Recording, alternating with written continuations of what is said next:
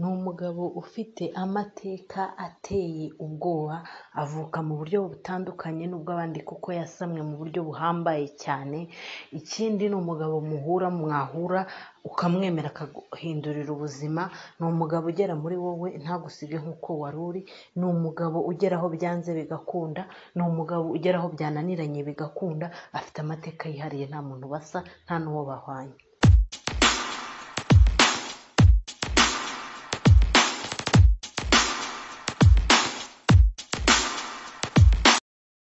Shalom, shalom, nongeye kubasuhuza, mbaha ikaze mu kiganiro aho tuvuga abanyabigwi, abantu bakomeye bagiye bakora ibintu bikomeye babikoreshejwe n'Imana. Ni mu kiganiro aho tuvuga rero abanyabigwi. Turakomeje uyu munsi rero umunyabigwi tugiye kuvuga arakomeye, niwe wabanjirije abandi bose kuko niwe wabahaye ubushobozi bwo gukora ibyo bakoze mu gihe cyabo, kandi ni nawe ugishoboza abandi kubikora ibyo bakora muri iki gihe cyabo. Rero ntucikwe, ni muri iki kiganiro kiryoshye, ikiganiro ndagusezeranya ko nucyumva ukaba openi, ni ukuri ntabwo iki kiganiro kizagusiga nk'uko wari uringe. Tugiye kubana rero nk'uko maze kubimenyera, ndi Wisdom.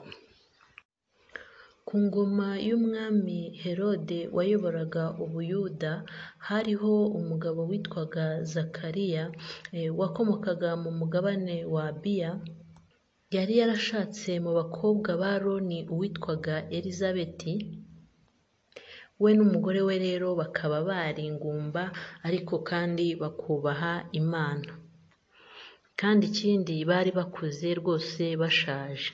Noneho rero igihe kimwe yari agezweho ngo abe ari we utamba igitambo. Nuko rero igihe yari ari gutamba igitambo, marayika w'umwami Imana aramubonekera, aramubwira ati, Zakariya, gusenga kwawe kumviswe, umugore wawe Elizabeti azakubyarira umwana w'umuhungu. Rero marayika w'Imana amubwira icyo uwo mwana azamuzanira, uwo mwana uzavuka, ko yaramubwiye ati, uwo mwana azabyara azaba ari umuhungu, muzamwite Yohana. Aramubwira ati, dore uyu mwana azakuzanira ibintu bitatu. Icya mbere, azakubera ibyishimo, akubera n'umunezero. Icyo ni icya kabiri. Icya gatatu, benshi bazanezerwa kuvuka kwe. Atariko nubwo nkubwiye ibintu bitatu uwo mwana agomba kukuzanira, ariko hariho n'ibindi 7 uyu mwana agomba gukora, aricyo cyanzanye kukubwira. Icya mbere, azaba mukuru imbere y'Imana, ntazanywa vino cyangwa igisindisha. Icyo ni icya kabiri. Icya gatatu, azuzuzwa umwuka wera uhereye akiva mu nda ya nyina. Icya kane, benshi mu Bisiraheli azabahindurira kugarukira umwami wabo. Icya gatanu, azagendera mu mwuka wera, umwuka w'ububasha nk'uwa Eliya. Icya gatandatu, azahuza abana na ba se. Icya karindwi, abatubaha Imana azabayobora mu nzira y'ubwenge yo gukiranuka. Nuko rero marayika w'Imana amubwira iby'uwo mwana nuko azavuka. Rero ikintu navugamo nko kuri iri jambo tubonye, aba babyeyi bari bakeneye umwana pe, kandi ngo bari bageze mu zabukuru. Noneho Imana irababwira ati, noneho urumva yamusanze ari gutamba igitambo, aramubwira ati, ni ukuri gusenga kwawe kumviswe, noneho umudamu wawe agiye kubyara, ugiye kubona umunezero. Ariko nubwo ugiye kubona umunezero ukabona ibyo byishimo, hari icyo Imana ishaka kuri uyu mwana. Bivuze ngo icyo bishaka kudusobanurira ni uko Imana niba iguhaye umugisha, ibigira ngo uwo mugisha ubonye ko ukunezeze, ariko ugira icyo umara no mu bwami bw'Imana. Urumva ko Imana yahaye Zakariya umwana kugira ngo imunezeze, imuhe ibyishimo. Bya bindi hari yari yamaze kwiheba, imuhe ibyishimo, ariko nanone uwo mwana amukorere, kuko twabonye ibintu bitatu by'umunezero uyu mwana agomba kuzanira Zakariya, ariko tubona n'ibindi 7 by'inshingano agomba gukora. Imana yabwiye ababyeyi be, bavuga, nubwo ngiye kubaha iki kintu, ariko nkeneye ko uyu mwana mumutoza muri iyi nzira, kuko agomba kuba igikoresho cyanjye nanjye nkamukoresha. rero ni nako Imana iba ishaka natwe mu buzima bwa buri munsi, ko niba iduhaye umugisha, urugero niba Imana iguhaye umwana ikaguha abana, igira ngo abo bana bakunezeze ariko bagire n'umumaro mu bwami bw'Imana. Niba Imana iguhaye akazi, iragira ngo unezerwe muri ako kazi ariko kagire n'umumaro, gahesha Imana icyubahiro. Niba iguhaye ubwenge, iragira ngo ubwo bwenge bibe byiza, bukunezeze, bigire icyo bikugezaho, ariko ubwo bwenge bugire n'umumaro mu bwami bw'Imana. Niba ufite igikundiro, Imana yarakiguhaye, nibyo ni byiza, bikunezeze ariko bigire n'umumaro mu bwami bw'Imana. Kuvuga ngo ikintu kigira umumaro mu bwami bw'Imana ni uko ugikoresha mu buryo bwubahisha Imana.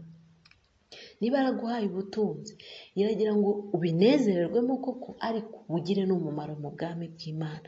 Niba yaraguhaye icyubahiro ikaguha gukomera, iragira ngo bikunezeze yego ariko bigire icyo bimara mu bwami bw'Imana. Niyo mpamvu uyu mwana Yohana ntabwo apfuye kuza gutyo gusa, yaramubwiye ngo azakubera umunezero ariko afite n'inshingano z'ibyo agomba gukora nk'umwana Imana iguhaye.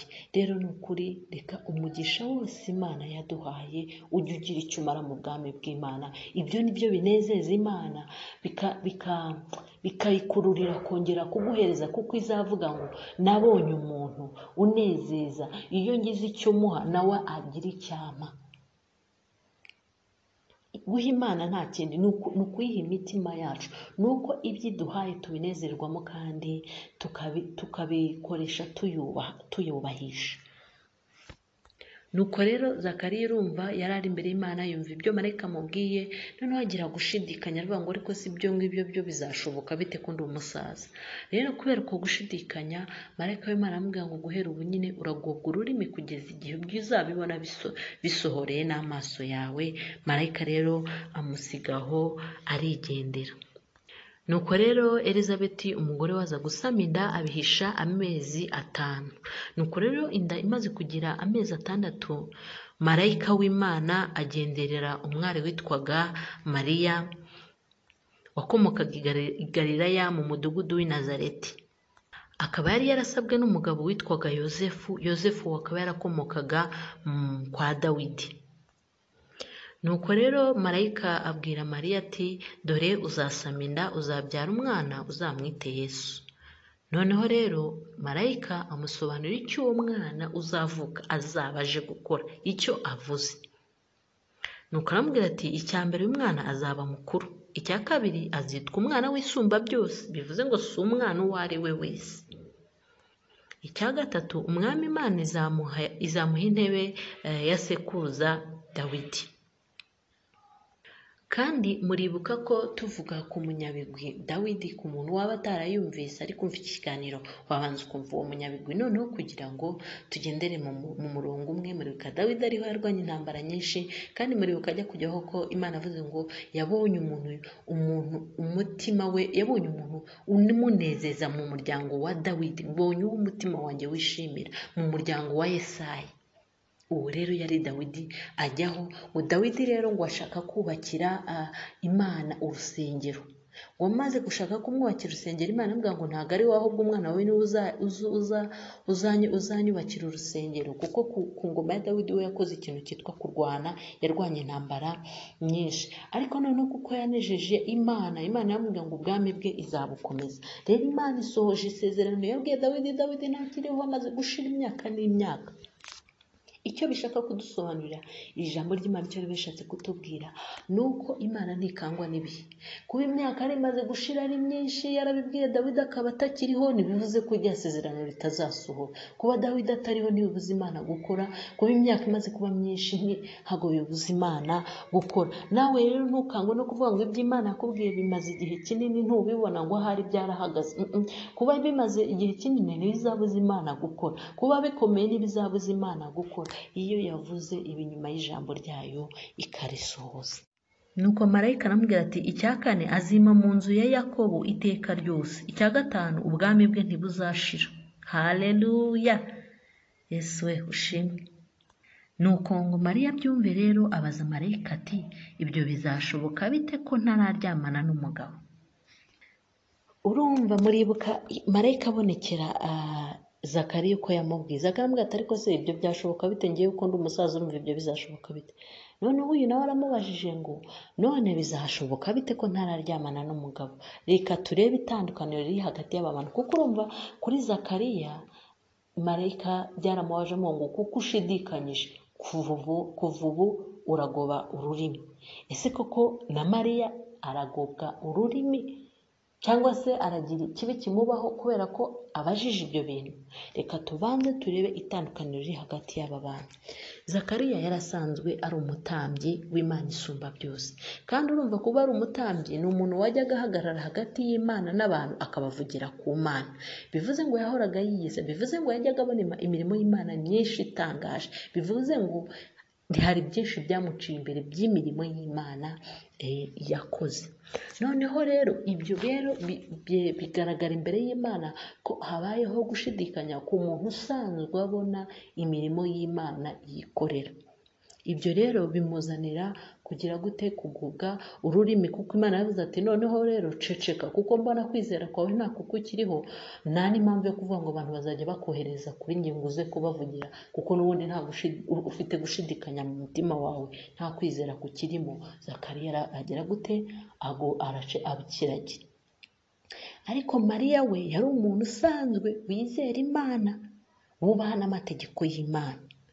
Noneho mu kubaza marayika yasaga nk'umubwira ati, kandi urumva yarambwira ati ko ntararyamana n'umugabo, ati mu by'ukuri umbwiye ko nzasama inda, ariko umugabo uteganya kunshaka ntago turasezerana imbere y'Imana.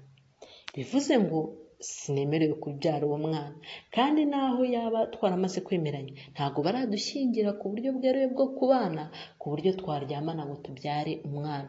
Ikindi ndamutse musanze ngo nuko tuzabana ngo njyamane nawe, cyaba ari icyaha cy'ubusambanyi, bantera amabuye kandi nabacumuye imbere y'Imana, kandi urumva ko n'iryo sezerano ritasohorera mu cyaha. None ibyo bintu bizashoboka bite? Urumva? Noneho ikindi kintu cyatandukanyaga Zakariya na Mariya ni uko ku bitangaza byo kuvuga ngo umuntu abyaye ashaje byari ibitangaza bisanzwe bibaho, kuko Aburahamu nawe yabyaye ashaje rwose, ageze mu zabukuru umwana aramubona. Kandi amateka y'abasekuruza babo Abisirayeli bari bayazi, Zakariya yari azi nk'umutambyi, cyane ko yari yarashatse umuntu ukomoka mu muryango wa Aroni.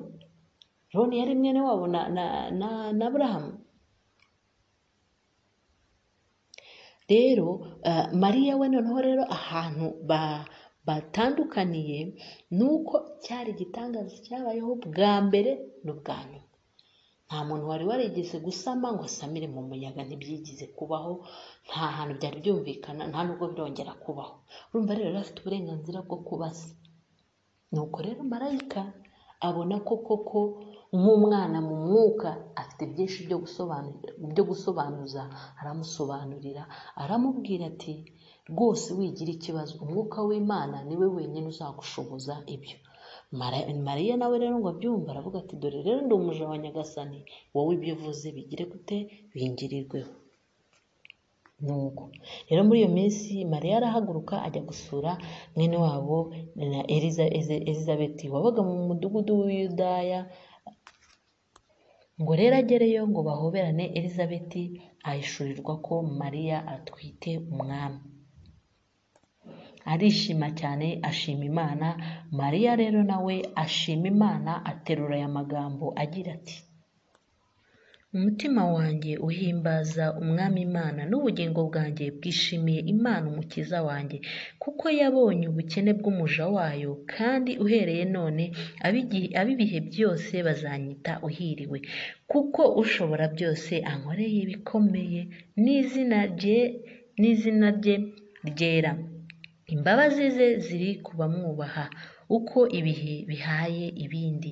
Yerekanishije imbaraga ukuboko kwe, atatanije abibone mu byo batekereza mu mitima yabo. Anyaze abakomeye intebe zabo, ashyize hejuru aboroheje, abashonje yabahagije ibyiza. Naho abakire yabasezereye amara masa, atabaye Isiraheli umugaragu we, kuko yibutse imbabazi ze yasezeranije ba sokuruza, kuko azazigirira Aburahamu n'urubyaro rwe iteka ryose. Oh, haleluya! Ni ukuri uyu mubyeyi yari anezerewe. Ayo ni amagambo y'ibyishimo yari avuye mu mutima we nyuma yo kumva ko Imana yasohoje isezerano, ubwo marayika w'Imana yamubwiraga ko azasama umwana udasanzwe kandi koko ntasanzwe. Nuko rero Mariya amara amezi 3, ariko Elizabeti amezi 3 amaze gushira Mariya arigendera. Rero nyuma yo kuhava Elizabeti nawe muri icyo gihe arabyara. Ngo abyare rero umwana agejeje igihe cyo ku munsi wa 8 wo kujya gukebwa, ngo bajye kumukeba. Bashatse rero kumwita izina, bashaka kumwita nka se Zakariya, kandi muribuka ko ise ntabwo yavugaga, yari akiri ikiragi. Bashaka rero kumwitira se Zakariya, nyina arabihakana ati hoya, ntabwo yitwa Zakariya, mumwite Yohana. Kandi mu by'ukuri urumva, mwibuke ko Zakariya yavuye, nubwo Imana yarambwiye izina ry'umwana n'ibizabaho byose, yavuye imbere y'Imana yamaze kuba ikiragi, ntiyabashije no kubibwira umudamu wiwe. Ariko kuko Imana yacu ishobora byose, ibyahishuriwe Zakariya Imana yanabihishuriye Elizabeti mu gihe cyo kujya kwita umwana. Ati oya, nimumwite Yohana. Abantu birabatangaza, kuko kera muri Isirayeli nivuga ngo Abisirayeli bitaga abana bagendeye ku miryango, ku mazina y'imiryango. Noneho baramubaza ati se ko nta muntu wo mu muryango witwa Yohana, wa mudamu we, uragira ngo tujye kumwita Yohana tugendeye kuki? Noneho baravuga ati ariko uyu mudamu rero tereka tumwere, ahubwo twibarize umugabo we, cyane ko ari we mutambyi wacu. Bamubaza mu marenga rero, nawe atumaho igikaratasi ngo abandikire izina. Mu kujya kwandika yandika Yohana. Abantu bikanze baravuga ati ariko se uyu mwana azaba iki? Muri ako kanya na se aba aravuze ati uyu mwana agomba kuba kwitwa Yohana. Abantu rero batangazwa n'uwo mwana n'ibyo bari babonye muri ako kanya bihabereye, bavuga ko ariko uyu mwana. Nuko rero ubwo hari ku ngoma y'umwami Kayisari Augusito, atanga itegeko ry'uko abantu bose bagomba rero kwibaruza. Yosefu rero nawe yagombaga kujya mu mudugudu w'iwabo w'i Yudaya, umudugudu wa Dawidi w'i Nazareti, akajya kwibaruza we n'umudamu wiwe. Nuko rero barimo bajyayo, bagezeyo Mariya arabyara. Nuko rero aryamisha umwana wavutse mu muvure, amwurusa umwenda w'umuhengeri, kuko aho bari bahabuze icumbi. Icumbi rero riboneka mu kiraro cy'inka. Ni ukuri nk'uko igitangaza cyabereye Nazareti umwami akahavukira, reka natwe uyu munsi Yesu Kristo avukire muri twe, avukire mu byacu, avukire mu kazi kacu, avukire mu rushako rwacu, avukire mu bana bacu, avukire mu byo dukora byose bya buri munsi no mu mitima yacu. Noneho rero umva igitangaza cyabaye. Urumva umwami Yesu avuka bamuryamishije mu mvure. Noneho n'abantu ba mbere bamenye ko umwami yavutse bari abashumba, kuko icyo gihe marayika yabonekeye abashumba bari baragiye baryamye barinze imikumbi yabo, arababonekera arababwira ngo uyu munsi i Nazareti havutse umukiza, havutse umucunguzi. Nuko rero ubwo hari ku ngoma y'umwami Kayisari Augusito, atanga itegeko ry'uko abantu bose bagomba rero kwibaruza. Yosefu rero nawe yagombaga kujya mu mudugudu w'iwabo w'i Yudaya, umudugudu wa Dawidi w'i Nazareti, akajya kwibaruza we n'umudamu wiwe. Nuko rero barimo bajyayo, bagezeyo Mariya arabyara. Nuko rero aryamisha umwana wavutse mu muvure, amwurusa umwenda Nuko muri ako kanya haboneka ingabo zo mu ijuru zari ziri kumwe na marayika, igihe yabwiraga abashumba, zirimo zisingiza ziti icyubahiro ni icy'Imana mu ijuru, mu isi amahoro abe mu bo yishimira. Nanjye nkatura amagambo ngira nti nk'uko ingabo zo mu ijuru zavuze ko amahoro agomba kuba mu bo yishimira, reka nawe uyu mwanya wumva iki kiganiro, amahoro yari yarabuze mu mutima wawe, Imana iguha amahoro, unezerwe, ibyaguhagarikaga umutima bikurweho. Nuko rero hariho umugabo witwaga Simiyoni, wari warabwiwe n'Imana ko atazapfa atarareba agakiza, atarabona umwami Yesu. Nuko rero muri icyo gihe ababyeyi bazana umwana mu rusengero. Rero bamugejeje mu rusengero, Simiyoni aramuterura. Akimuterura azamura amagambo asenga ati, mwami urasezerere umugaragu wawe, kuko mbonye ibyo wasezeranije ko agakiza kageze muri Isiraheli. Nuko rero arangije gusenga asubiza umwana ababyeyi be. Nuko rero ababwira amagambo akomeye cyane kuri uyu mwana yari ateruye, cyane ko ari umwana udasanzwe, umwana ukomeye, umwana wavutse uko abandi batigeze bavuka. Nta wabayeho wavutse nk'uko yavutse, nta n'uwigeze abaho nyuma ye ngo avuke nk'uko yavutse, kereka wenyine niwe wisangije uburyo yavutsemo butangaje. Nawe rero aterura amagambo agira ati, hari ibintu bigera muri bine nshaka kuvuga kuri uyu mwana. Icya mbere, uyu mwana ashyiriweho kugira ngo benshi mu Bisiraheli bagwe. Icyo ni icya mbere. Icya kabiri, benshi babyuke babone agakiza.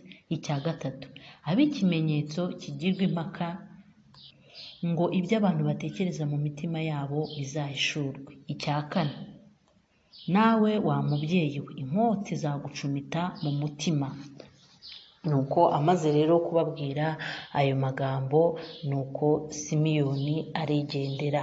Nuko rero nanone mu rusengero hari hariho umubyeyi, nawe Imana yari yarahaye isezerano ko atazapfa atarabona agakiza, atarabona umwami Imana. Nawe rero abasha guterura umwami Yesu. Nuko rero ababyeyi ba Yesu barangije ibyategetswe n'amategeko, barangije rero basubira i Galilaya mu mudugudu w'i Nazareti. Nuko rero uwo mwana arakura agwiza ubwenge, ubuntu bw'Imana buba muri we. Nuko rero habaho igihe kimwe nk'uko bajyaga babikora uko umwaka utashye, ababyeyi ba Yesu bajya gutamba igitambo i Yerusalemu. Rero baza kubura umwana, hashira iminsi 3 bamusanga mu rusengero arimo yigisha abantu. Abamwumvishe rero batangazwa n'ubwenge bwe. Nyina arangije aramubaza ati, ko twakubuze mwana wanjye, ibyo wadukoreye ibyo ni ibiki? Nawe arabasubiza ati, mwashakiraga iki? Ntimuzi ko binkwiriye ko mba mu nzu ya data? Ariko nyine ababyeyi bo ntibashobokirwa ibyo umwana avuze. Ariko nanone ikindi kintu, uko mama we yahuraga n'abantu baterura umwana, amagambo yose bagendaga bavuga ku mwana yayabikaga mu mutima. Nuko uwo mwana rero arakura, akura ashimwa n'Imana n'abantu. Nuko rero igihe kimwe Yohana yari arimo abatiza abantu, anabigisha ibyo kwihana, ababwira ati, umuntu ufite imyenda 2 ahe utayifite, ufite ibyo kurya nawe abigenze gutyo aho utabifite. Nuko rero abakoresha b'ikoro nabo arababwira ati, ntimukake abantu ibiruta ibyo mwategetswe. Abasirikare nabo arababwira ati, ntimukagire uwo murega ibinyoma ngo mumurenganye, kandi ibihembo byanyu bijye bibanyura. Abantu rero bumvise inyigisho ze n'uburyo zabakoraga ku mutima, kandi abantu bose agenda ababwira ibintu bijyanye n'ibyo bifuzaga bibakoraho, baravuga ati, ahari uyu umenya ari we Kristo. Nuko rero nawe arababwira ati, ni koko ngiye mushobora kuba mumbona mugatekereza ko ndi Kristo, ariko icyo nababwira njye ndababatirisha amazi. Gusa hari undi uzaza nyuma yanjye, wazababatirisha umwuka wera n'umuriro. Rero uwo nguwo ntibinkwiriye ko napfundura n'udushumi tw'inkweto ze. Nuko rero akibatiza, akigisha abantu, muri abo rero na Yesu aza aje kubatizwa. Abatizwa na Yohana. Akimara kubatizwa, ijuru rirakinguka, umwuka wera aza afite ishusho nk'iy'inuma. Ijwi rivugira mu ijuru riti, nguyu umwana wanjye nkunda kandi nkamwishimira. Rero ubona ko uyu mugabo ubuzima uburyo yavutsemo n'ibitangaza, uburyo yabayeho n'ibitangaza, nawe ubwe ni igitangaza. Mbese ni umugabo ukomeye, ni umugabo utangaje. Nakwifuza ko niba dutangiranye inkuru ye, kuko ni inkuru iryoshye kuyumva, ni inkuru iryoshye kuyivuga, ni inkuru ubasha kumva igahindura ubuzima bwawe. Icyo nagusezeranya nubana natwe inkuru ukayikurikira, ndahamya ko uko watangiye atari ko uzasoza, kuko ni umugabo ubwe ni avuka ari igitangaza, akabaho ubuzima bw'igitangaza, noneho ni nawe gitangaza. Ubwo rero sinzi uburyo wakumva igitangaza ukaguma uko wari umeze. Nuko rero ibyo birarangira, Yohana aguma kubatizwa. Rero igihe kimwe aza gucyaha Herode, kubera Herodiya muka mwene se. Nuko rero kubera yamucyashye biramubabaza, kubera yamubwiye amafuti yiwe biramubabaza, niko gufata Yohana amushyira mu nzu y'imbohe. Nuko rero Yesu ubwo yari amaze kubatizwa, yuzujwe umwuka wera, ajya mu butayu, ajya gusenga, amarayo iminsi 40 asenga, yiyiriza, yinginga Imana. None nkavuga nti aha tutarakomeza iyi nkuru, uyu muntu uko yavutse mu buryo bw'igitangaza, ubuzima bwe bukaba igitangaza, nawe ubwo akaba ari igitangaza, ariko ukabona ko asenga atagendeye kuri ibyo, atitaye kuri ibyo, nawe agakenera kwinginga Imana ngo imwongerere imbaraga. None wowe niba uri umuntu koko ukaba udasenga, urabona atari ikibazo? Niba Imana isenga ngo isabe ngo ise ayongerere imbaraga, wowe ntusenge, uri umuntu, kandi abantu turi abanyantege. Mbese urabona utari guha Satani urwaho runini rwo kugira ngo abone uko agukoresha, narangiza ayongobeze ubugingo bwawe. Rero njye navuga tukiri kuri iyi nkuru, biratangaje. Murabona umuntu agiye kubatizwa, nta n'undi muntu biranabaho, ntawe nzi. Akimara kubatizwa umwuka wera aramanuka afite ishusho nk'iy'inuma imujyaho, ijwi ryumvikanira mu ijuru. Usibye ikintu kijya kibaho iyo umuntu yagiriwe ubuntu yasinze neza kuba yabatizwa kuzuzwa umwuka wera, ariko ntabwo turumva ijwi rivugira mu ijuru ngo ritubwire twese turi aho twateranye tuje kubatizwa, cyangwa duherekeje ubatizwa, ngo ritubwire ngo nguyu umwana wanjye nkunda nkamwishimira. Iryo jwi ryavuze rimwe ribwira umuntu umwe, nta n'undi urasa nawe, nta n'undi uzasa nawe, kuko we bwe arihagije. Imana ishimwe cyane. Rero inkuru y'uyu mugabo irandyohera cyane. Iyo nyivuga mba numva ntarekeraho, iyo nyivuga nyine mba numva umuntu wese akayumvise, kuko iyo yumvise uyu mugabo akaba muri wowe, ubuzima bwawe burahinduka, ubuzima bwawe bubamo umucyo. Hahandi wirirwa na bya bindi hari umuntu uvuga ngo ese ko njyewe mfite ibintu byananiye muri njyewe, nshaka gukizwa bikanga, ndi umunyamujinya, umujinya uhoraho. Iyo uyu mugabo wamwemereye ukamwumva, ukumva inkuru ye, ugasogongera, Imana ishimwe cyane, ngo ugasogongera ukumva uburyo agira neza, ntabwo uguma ari kwa kundi. Arazana twa tugeso twagiye tutunanira, za kamere ziba muri twe zagiye zitunanira, agenda zihondagura zikava mu mwanya zari zarafashe. Umwanya kamere yari irimo hakajyamo Imana, umwanya kamere yari irimo hakajyamo Yesu. Rero iyo icyo gihe yamaze kugera muri wowe, noneho ugendera mu bikwiriye, ukagendera mu nzira ikwiriye, ukaba nka wa mugabo. Buriya uriya mugabo ibintu yavuze, Billy Graham niwe wajyaga avuga ngo njye simfite ubwoba bwo gupfa, niteguye urupfu.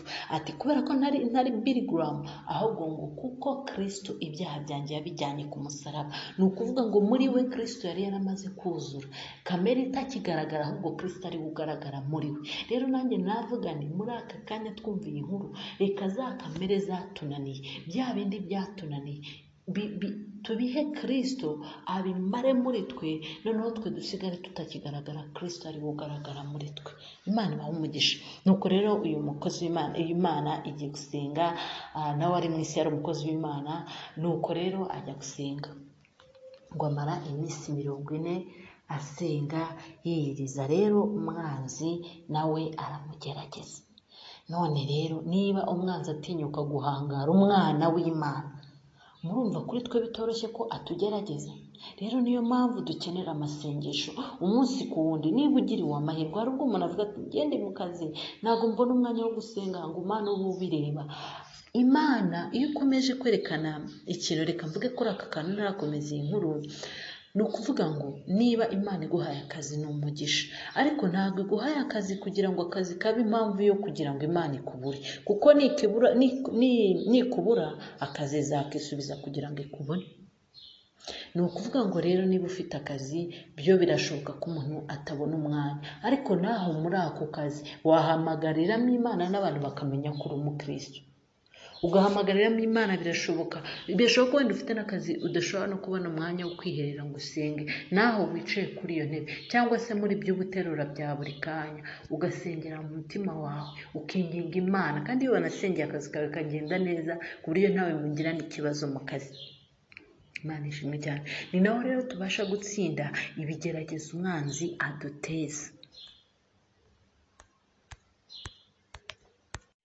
Rero nasaza ino nkuru naba nyisubikiye hano kuko sinyishoje. Uyu mugabo afite amateka, umuntu w'Imana turi kumwe, umbabarire uyu mugabo tumutangirane tuzamusozanye. Ni umugabo ufite amateka, ni umugabo iyo umwumvise ubuzima bwawe burahinduka. Ushobora kuba warumvise inkuru z'abantu benshi ubuzima ntibuhinduke, ariko uyu mugabo iyo umwumvise warangiza ukagerekaho ikintu cya kabiri, kumwumvira, ubundi ukamwubaha, ubuzima bwawe burahinduka. Rero nasoza nkurarikira kuzadukukira mu kiganiro kizakurikiraho. Ese ko umwanzi atinyutse guhangara umwana w'Imana azamutsinda? Bizagenda gute?